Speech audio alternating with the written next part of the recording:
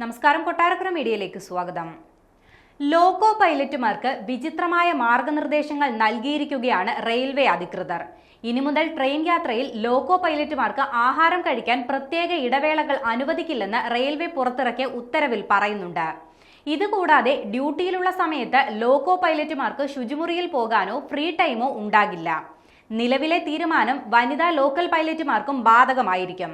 ഇതിന്റെ അടിസ്ഥാനത്തിൽ കേന്ദ്ര റെയിൽവേ മന്ത്രാലയം രാജ്യത്തെ സോണൽ ജനറൽ മാനേജർമാർക്ക് സർക്കുലർ അയച്ചിട്ടുണ്ട്.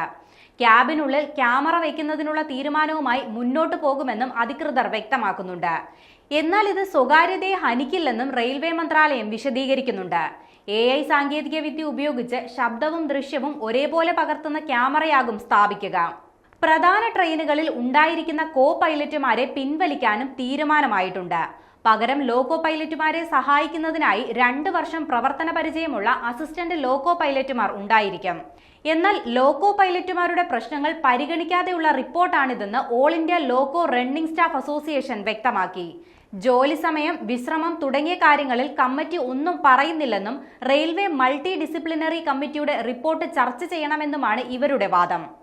ഇക്കാര്യങ്ങൾ ആവശ്യപ്പെട്ട് all India railway men's federation general secretary Shivagopal Mishra railway board ചെയർമാന് കത്തയച്ചിട്ടുണ്ട്.